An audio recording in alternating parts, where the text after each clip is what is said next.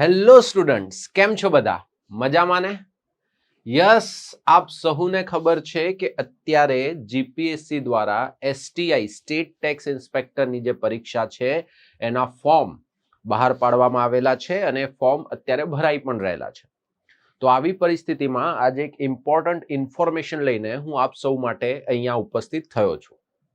તો આજે આ જે બધા મુદ્દાઓ છે એના ઉપર આપણે ચર્ચા શરૂ કરીએ તે પહેલા એક ખૂબ સરસ સમાચાર અને ખૂબ સરસ માહિતી હું તમને આપવા માંગીશ. આપને ખબર છે કે અત્યારે દિવાળીનો સમય ચાલી રહ્યો છે, તો વિદ્યાર્થીઓ માટે વેબ સંકુલ સ્પેશિયલી દિવાળી ઓફર લઈને આવ્યું છે.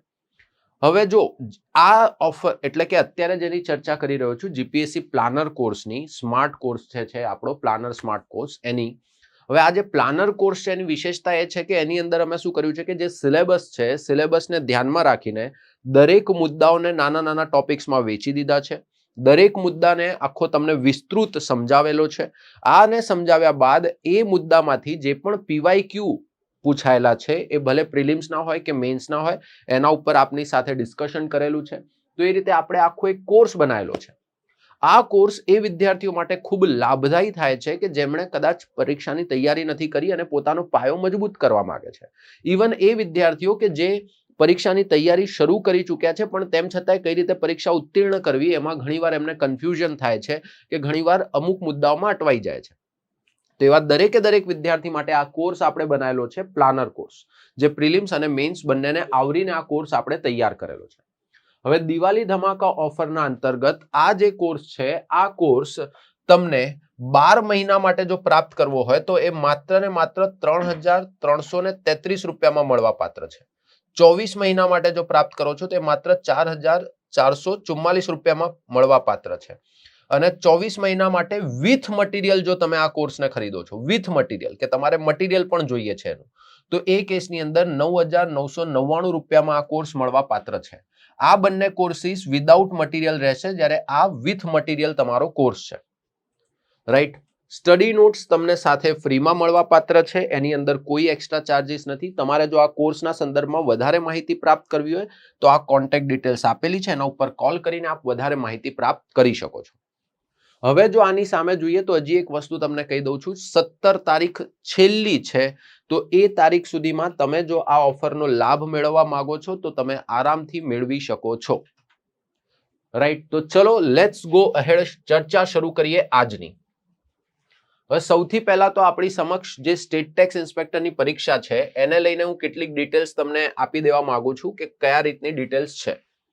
તો જો આ જે છે 27/2025-26 ની આ જાહેરાત ક્રમાંક, જેની અંદર એસટીઆઈ ની અંદર ટોટલ 323 જેટલી જગ્યાઓ તમને જોવા મળે છે. એની અંદર વાત કરીએ તો ફોર્મ ભરાવાનો સમયગાળો જે છે એ આપેલો છે 3/10 થી, બરાબર છે, 3 ઓક્ટોબર થી આ ફોર્મ ભરાવાની પ્રક્રિયા શરૂ થઈ ગઈ છે અને આ 17/10 સુધી ચાલશે. આ લેક્ચર હું 16 તારીખના સવારે રેકોર્ડ કરી રહ્યો છું. તો અત્યારે હું તમને એક વસ્તુ કહી દેવા માંગુ છું, જે પણ વિદ્યાર્થીઓના ફોર્મ ભરવાના બાકી હોય વહેલામાં વહેલા તકે ભરી દે. એન્ડ સુધી રાહ ના જોતા. ભૂલથી પણ જો તમે 17 તારીખે રાત્રે ફોર્મ ભરવા બેઠા અને સર્વર ડાઉન કે કોઈ પણ પ્રકારની જો સમસ્યા તમારી સામે આવે છે તો એ પરિસ્થિતિમાં તમે હેરાન થઈ શકો છો. તો એટલા માટે વહેલામાં વહેલા ફોર્મ ભરી નાખજો. જે પણ વિદ્યાર્થીઓ સ્ટેટ ટેક્સ ઇન્સ્પેક્ટરની પરીક્ષા આપવા માંગતા હોય એ વિદ્યાર્થીઓની વાત કરું છું. આ ફોર્મ ભર્યા બાદ આની જે પ્રાથમિક કસોટી જે છે એની એ 4 જાન્યુઆરી 2026 ના રોજ યોજવામાં આવશે. ક્લિયર છે? બહુ સરસ. હવે આગળ વધીએ. હવે જો એક ઇન્ટરેસ્ટિંગ વસ્તુ બતાવું છું કે કુલ કેટલા ફોર્મ ભરાયેલા હોઈ શકે. હવે જો આ 16 ઓક્ટોબર 2025 સવારે 11 વાગ્યાની સમયની વાત કરું છું, ત્યારે એક અમે ફોર્મ ભર્યું અમારા જ એક વિદ્યાર્થીનું. તો એ ફોર્મ જ્યારે ભરવામાં આવ્યું તો ત્યારે અરજી ક્રમાંકની અંદર આટલો કંઈક પાછળ નંબર આવેલો જોવા મળે છે, આ જે તમને દેખાતો હશે. એટલા માટે આપણે અંદાજો લગાવી શકીએ કે 16 તારીખના સવારે 11 વાગ્યાની આજુબાજુ સુધીમાં અંદાજિત 1,10,000 જેટલા ફોર્મ ભરાયા હશે. એક અંદાજો લગાવી શકીએ આપણે. એક્ઝેક્ટ નંબર તો ખ્યાલ ના આવે, બટ એક અંદાજો લગાવી શકીએ કે આટલાની આજુબાજુ કદાચ ફોર્મ ભરાયેલા હોઈ શકે છે. બરાબર છે. જો આટલાની આજુબાજુ ફોર્મ ભરાયેલા છે તો એ પરિસ્થિતિમાં તમારે ધ્યાનમાં રાખવાનું છે કે 17 તારીખ સુધીમાં હજી ફોર્મ ભરાશે, તો આ આંકડો આની આજુબાજુ રહેવાની પૂરેપૂરી સંભાવનાઓ છે, રાઈટ. તો એ આપણને જોવા મળે છે કે અંદાજિત આટલા ફોર્મ ભરાયેલા હોઈ શકે, આપણે એક અંદાજો લગાવીએ તો. હવે તમારી સામે જે પ્રશ્ન ઉદ્ભવે છે કે સર જો આટલા ફોર્મ ભરાયા છે તો કોમ્પિટિશન કયા પ્રકારની રહેશે? જો હું તમને એક સિમ્પલ વસ્તુ કહું છું, એકદમ પ્રેક્ટિકલ વસ્તુ કહું છું. હવે ધારો કે માની લો 1,20,000 ફોર્મ ભરાયા, માની લો એક ખાલી તમને એક્ઝામ્પલ આપું છું, તો એમાંથી મોસ્ટલી 50% જેટલા વિદ્યાર્થીઓ તો એવા હશે કે જે કદાચ આ તૈયારીને લઈને એટલા સિરિયસ નહીં હોય, કાં તો પહેલી વાર ફોર્મ ભરે છે એટલા માટે આપી દઈએ છીએ. અને આ આપણને જોવા પણ મળ્યું છે, કન્સેન્ટ ફોર્મ ને આ બધું આવ્યા પછી ઘણીવાર એવું થાય છે કે ઘણા વિદ્યાર્થીઓ જે છે એ પરીક્ષા વર્ગખંડ સુધી પણ નથી પહોંચતા. તો જેટલા ફોર્મ ભરાયા છે તો એવું ના માની લેતા કે બધી તમારી કોમ્પિટિશન છે. ઓલમોસ્ટ 50% જેવી તો તમારી કોમ્પિટિશન છે પણ નહીં, રાઈટ. એટલા વિદ્યાર્થીઓ તો પરીક્ષાની અંદર ઘણીવાર આવતા પણ નથી. એ જે પણ કારણ હોય, પણ આવું ના કરાય. તમે ફોર્મ ભર્યું છે તો એને સિરિયસલી તમારે ધ્યાનમાં લઈને તૈયારી કરવી જોઈએ, કેમ કે આ તમારા ભવિષ્ય માટે જ છે. હવે માની લો 50% જેટલા વિદ્યાર્થીઓ આવે છે, એમાંથી પણ એટલે કે 50%ના પણ 50% વિદ્યાર્થીઓ એવા હશે કે જે થોડીક સારી તૈયારી કરીને આવ્યા હશે, રાઈટ. કે જેમણે પરીક્ષાના જે અત્યારે પેટર્ન ચાલી રહ્યું છે, જે પરીક્ષાનો અપ્રોચ ચાલી રહ્યો છે, એને વ્યવસ્થિત સમજીને તૈયાર કરીને આવ્યા હશે. એટલે ખરી કોમ્પિટિશન એ જ વિદ્યાર્થીઓની વચ્ચે હોય છે. એટલે તમે ખરેખર જોવા જાઓ ને તો તમે અહીંયા જ્યારે જુઓ છો ત્યારે તમને ખ્યાલ આવે છે કે ભાઈ ફોર્મ ભલે 1,20,000 ભરાયા હોય, પણ ફાઇનલી તમે જોશો તો 25 થી 30,000 જ વિદ્યાર્થીઓ એવા હશે જે ખરેખર અહીંયા થોડીક કોમ્પિટિશનને લાયક હશે, કે જે કોમ્પિટિશનની અંદર યોગ્ય રીતે તૈયારી કરીને આવેલા હશે. આ કદાચ સાંભળવામાં થોડુંક કડવું લાગી શકે છે કે દુઃખદ લાગી શકે છે, પણ બેટા આ જ સત્ય છે, આ જ સત્ય છે. બરાબર છે કે આટલા વિદ્યાર્થીઓ કદાચ યોગ્ય રીતે તૈયાર કરીને આવેલા હોઈ શકે, એમાં પણ હું કહું છું કદાચ. ક્લિયર? તો હવે ચલો આ વિદ્યાર્થીઓ વચ્ચે ખરેખર શું છે? કોમ્પિટિશન છે.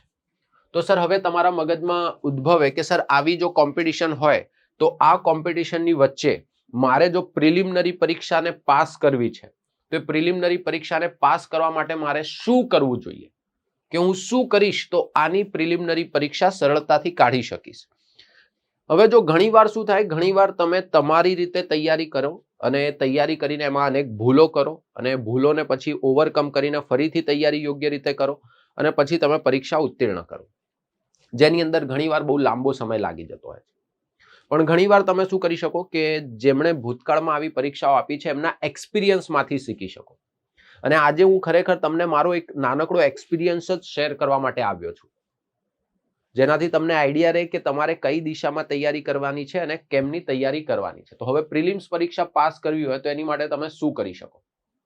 તો એની માટે તમારે 3 સ્ટેપ્સ ફોલો કરવાના છે. પહેલા છે કોન્સેપ્ટ ક્લિયર કરો, એની પ્રેક્ટિસ કરો, એનું રિવિઝન કરો. ફરીથી જો કોન્સેપ્ટમાં ડાઉટ લાગે તો ફરીથી કોન્સેપ્ટ ક્લિયર કરો, ફરીથી પ્રેક્ટિસ કરો, રિવિઝન કરો. Concept clear, practice, revision, concept, practice, revision. આ જે છે આ પ્રક્રિયા કન્ટિન્યુઅસ તમારી ચાલતી રહેવી જોઈએ. હવે કન્ટિન્યુઅસ ચલાવવા માટે શું કરાય? તો કે સર કોન્સેપ્ટ. હવે કોન્સેપ્ટની અંદર પણ તમે શું કરશો? તો ધ્યાનથી સમજો. કોન્સેપ્ટની અંદર પણ જોવા જઈએ તો કંઈક આટલા વિષયો છે જેમના વિશે તમને થોડીક સારી સમજ હોવી જોઈએ. પહેલા તો એક એક કરીને બધા પર ચર્ચા કરીએ, રાઈટ. જેમ કે આપણે ચર્ચા કરીએ ઇન્ડિયન પોલિટી. હવે તમને ખબર છે કે બંધારણ જે છે, પોલિટી જે છે, એમાંથી અવારનવાર પ્રશ્નો આવતા જ હોય છે. અને હમણાં જો છેલ્લે ડીવાયએસઓ નું પેપર જોઈએ તો એને જોતા તો તમે સમજી જ ગયા હશો તો કે એક સારી તૈયારીની તમને જરૂર છે. તો એ કેસમાં શું કરો? સર આ વિષયના જે કોન્સેપ્ટ છે એ તમને વ્યવસ્થિત યોગ્ય રીતે ક્લિયર હોવા જોઈએ, બરાબર. જેમ કે મૂળભૂત અધિકારો છે કે અન્ય વસ્તુઓ છે, બરાબર છે. પછી આપણે વાત કરીએ ડીપીએસપીસ છે, બરાબર. સંસદ છે, તો સંસદની કાર્યવાહીઓ શું હોય, કઈ રીતની હોય, શું ભૂતકાળમાં કાર્યવાહીઓમાં કોઈ વિક્ષેપ આવ્યા હતા ત્યારે શું સ્ટેપ્સ લેવામાં આવ્યા હતા કે શું કરવામાં આવ્યું હતું, આવા પહેલા તો કોન્સેપ્ટ તમારા ક્લિયર હોવા જોઈએ. ત્યારબાદ વાત કરીએ છીએ ઇન્ડિયન ઇકોનોમી, બરાબર. ઇન્ડિયન ઇકોનોમીની વાત કરીએ તો એની અંદર પણ નેશનલ ઇન્કમનો શું કોન્સેપ્ટ છે, બેલેન્સ ઓફ પેમેન્ટનો શું કોન્સેપ્ટ છે, બરાબર છે. એની થોડીક ટેકનિકાલિટી હોય. આ કમ્પ્લીટલી અન્ડરસ્ટેન્ડિંગ વાળા ટોપિક છે. એવું નથી કહેતો કે મગઅપ કરવાના છે, મગઅપ કરવાની વાત છે જ નહીં. હવે જો જે રીતના જીપીએસસી ના પેપર આવી રહ્યા છે ને, તો એ વિદ્યાર્થીઓ જે ગોખીને કે જતા રહેતા હતા કે એમની માટે હવે અઘરું થઈ ગયું છે. હવે તમને એકદમ શ્યોર, વ્યવસ્થિત, કોન્સેપ્ચ્યુઅલ ક્લેરિટી હોવી જોઈએ, બહુ પ્રેક્ટિકલ બેઝિસ પર વસ્તુઓ ખબર હોવી જોઈએ, એપ્લિકેશન બેઝિસ પર વસ્તુઓ ખબર હોવી જોઈએ. રાઈટ. ઇન્ડિયન ઇકોનોમી, પછી એની અંદર યોજનાઓ આવે છે, તો પછી સરકારની જે મહત્વપૂર્ણ યોજનાઓ છે એ તમને ખ્યાલ હોવો જોઈએ, યોજનાઓથી શું લાભ થશે એ ખ્યાલ હોવો જોઈએ, યોજનાઓના શું ઉદ્દેશ્યો છે એ તમને ખ્યાલ હોવો જોઈએ. આવા મુદ્દાઓ જે છે એમને થોડાક તમારે ધ્યાનમાં રાખીને યોગ્ય રીતે તૈયાર કરવાના છે. સિમિલરલી આપણે વાત કરીએ હિસ્ટ્રી, ઇતિહાસ. હિસ્ટ્રીમાં પણ તમારે યોગ્ય દિશામાં તૈયારી કરવાની છે, બરાબર છે. ભારતના ઇતિહાસમાંથી ઘણા પ્રશ્નો આવતા હોય છે, થોડુંક તમને એના વિશે આઈડિયા હોવો જોઈએ. મોડર્ન હિસ્ટ્રીમાંથી અવારનવાર પ્રશ્નો આવતા હોય છે, તો મોડર્ન હિસ્ટ્રી, પછી જે આપણી ચળવળો ચાલી છે આખી, એમના વિશે આઈડિયા હોવો જોઈએ. તો આ એક થોડોક સબ્જેક્ટ થઈ જાય છે તમારો ઇમ્પોર્ટન્ટ, હિસ્ટ્રી. ત્યારબાદ આવે છે સાયન્સ એન્ડ ટેકનોલોજી. હવે જો સાયન્સ એન્ડ ટેકનોલોજીની વાત કરીએ ને, તો આને તો કમ્પ્લીટલી તમે બે પાર્ટમાં ડિવાઈડ કરીને જ ભણી શકો છો. આમ તો સાયન્સ એન્ડ ટેકનોલોજીનો આપણે સિલેબસ કઈ રીતે લખ્યો છે ખબર છે? Science and technology and environmental science, એટલે કે પર્યાવરણ. પર્યાવરણને પણ એમાં ઇન્ક્લુડ કરેલું છે. અને હમણાં છેલ્લા 2-3 પેપરથી તમે જોશો ને, તો પર્યાવરણમાંથી સારા એવા પ્રશ્નો પૂછાય છે, તો તમને એનો પણ આઈડિયા હોવો જોઈએ. બીજી વસ્તુ, સાયન્સ એન્ડ ટેકનોલોજીની વાત કરીએ તો ટેકનોલોજી. હવે ટેકનોલોજીમાં હું તમને થોડુંક વધારે કહું ને, તો તમને થોડોક space technology, ICT, information communication technology, energy, ઉર્જા ક્ષેત્ર, બરાબર છે. એમાં પછી ન્યુક્લિયર એનર્જીના સંદર્ભમાં, અને એમાં ખાસ કરીને ન્યુક્લિયર ડિપ્લોમસી. કેમ કે છેલ્લા 2-4 પેપર ઉપાડીને જુઓ તો તમને જોવા મળશે ન્યુક્લિયર ડિપ્લોમસીમાંથી એક ક્વેશ્ચન તો કોમનલી આ લોકો પૂછી જ લે છે. તો સ્પેસ, આઈસીટી છે, એનર્જી છે, ડિફેન્સ છે. આ 4 મુદ્દા તો ટેકનોલોજીમાં તમને સારા આવડતા જ હોવા જોઈએ. પ્લસ થોડુંક જનરલ સાયન્સની અન્ડરસ્ટેન્ડિંગ હોવી જોઈએ. અને જનરલ સાયન્સની અન્ડરસ્ટેન્ડિંગ કેવી ખબર છે? એપ્લિકેશન બેઝિસ પર અન્ડરસ્ટેન્ડિંગ. શેના બેઝિસ પર બેટા? એપ્લિકેશન બેઝિસ પર. જેમ કે હમણાં છેલ્લે પરીક્ષાઓમાં પ્રશ્ન પૂછાયો તો પેલું પાણીની બોટલનો જ, કે ભાઈ એક પાણીની બોટલ કે કન્ટેનરને તમે ફૂલ પાણીથી ભરો છો અને એને ફ્રીજમાં મૂકી દો છો, તો જ્યારે થીજી જાય છે, બરફ બને છે, તો ઘણીવાર બોટલની અંદર તિરાડ પડી જાય છે, કે બોટલ ફાટી જાય છે, કે કન્ટેનર ફાટી જાય છે. તો આવું કેમ થાય છે? હવે એબીસીડી કરીને 4 ઓપ્શન. હવે તમે મને કહો, આની અંદર આ કમ્પ્લીટલી સાયન્સની પ્રેક્ટિકાલિટી પર ક્વેશ્ચન છે, એપ્લિકેશન બેઝ પર ક્વેશ્ચન છે, રાઈટ. સિમિલરલી આપણે પ્રશ્ન પૂછ્યો હતો કે ઘરમાં વઘાર કરવામાં આવે ત્યારે આખા ઘરની અંદર વઘારની સ્મેલ જાય છે, હા કે ના? તો આ શું છે? આ કેમ થાય છે? તો આ જે એકદમ કહેવાય ને કે એપ્લિકેશન બેઝિસ પર ક્વેશ્ચન, આવા બહુ પૂછાય છે. એટલે તમને થોડીક જનરલ સાયન્સની પણ શું હોવી જોઈએ? અન્ડરસ્ટેન્ડિંગ. ક્લિયર? સિમિલરલી વાત કરીએ તો એન્વાયરમેન્ટ, પર્યાવરણ. હવે મેં તો જોયું છે ઘણીવાર વિદ્યાર્થીઓને ખબર નહીં શું છે, બરાબર છે. પર્યાવરણ જેટલો ઇન્ટરેસ્ટિંગ વિષય કોઈ નથી, પણ એનાથી ખબર નહીં કેમ ભાગી જતા હોય છે છોકરાઓ. એમાં પણ તમે જો યોગ્ય રીતે આંતરરાષ્ટ્રીય કરારો જે છે, એમના ઉદ્દેશ્યો છે, આમના સંદર્ભમાં થોડુંક ઇકોલોજી, એન્વાયરમેન્ટના સંદર્ભમાં જો તમે યોગ્ય રીતે તૈયાર કરો, તો તમે ત્યાંથી પણ સારા એવા માર્ક્સ સ્કોર કરી શકો છો, બહુ સારા એવા માર્ક્સ, રાઈટ. તો એ પણ તમારી જોડે સ્કોપ છે સ્કોર કરવાનો. તો કોન્સેપ્ટની અંદર તમારે આ વિષયોના જે ઇમ્પોર્ટન્ટ કોન્સેપ્ટ છે એને તમારે ક્લિયર કરવા પડે. પ્લસ જોગ્રાફી, ભૂગોળ. ભૂગોળની અંદર પણ વાત કરીએ તો આવી જાય છે ફિઝિકલ જોગ્રાફી.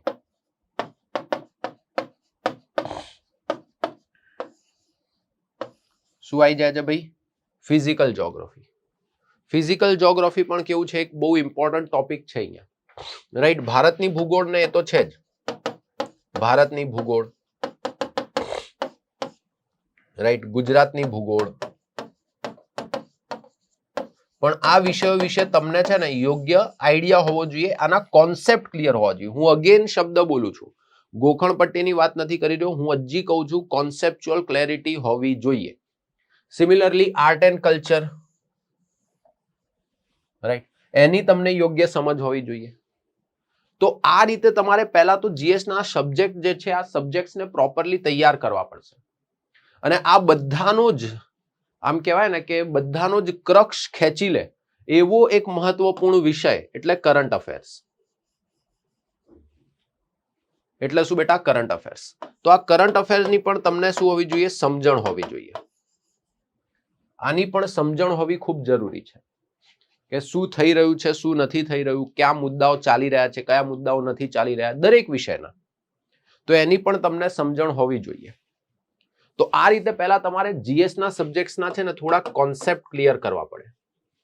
આના સિવાય મેન્ટલ એબિલિટી એટલે કે મેથ્સ પ્લસ રીઝનિંગ પણ હોય છે.